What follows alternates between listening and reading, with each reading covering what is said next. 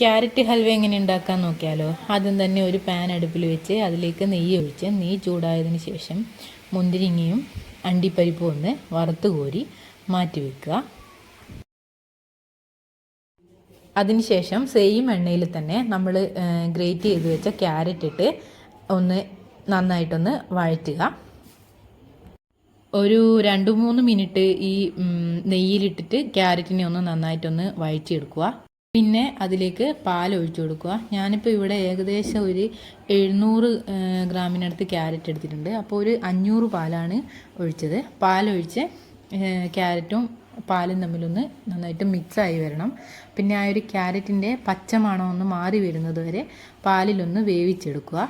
ഏകദേശം ഒരു 70% വേവായതിന് ശേഷം നമ്മളിതിലേക്ക് പഞ്ചസാര ഇട്ട് കൊടുക്കുകയാണ്. അത് ഓരോ ആൾക്കാരുടെയും മധുരത്തിനനുസരിച്ചും പിന്നെ ക്യാരറ്റിൻ്റെ മധുരത്തിനനുസരിച്ചിട്ടൊക്കെ അങ്ങോട്ടും ഇങ്ങോട്ടും മാറും. ഏകദേശം നിങ്ങൾക്ക് എത്രയാണോ മധുരം വേണ്ടത് അതിനനുസരിച്ചിട്ട് മധുരം ഇട്ട് കൊടുക്കുക. ഒരു നുള്ളു ഉപ്പ് ഇട്ട് കൊടുക്കുക. ഇത് അടച്ച് വെക്കേണ്ട ആവശ്യമൊന്നുമില്ല. ഇത് തുറന്ന് വെച്ചിട്ട് തന്നെ നമ്മളിങ്ങനെ ഇടക്കിടക്കൊന്ന് ഇളക്കി കൊടുത്താൽ മതി. കണ്ടിന്യൂസ് ഇളക്കേണ്ട ആവശ്യമൊന്നുമില്ല. ഇതുപോലെ എന്നിട്ട് നന്നായിട്ട് ആ പാലിലും പഞ്ചസാരയിലൊക്കെ ഒന്ന് ക്യാരറ്റ് ഒന്ന് മെൽറ്റാക്കി നന്നായിട്ടൊന്ന് വേവിച്ചെടുക്കുക.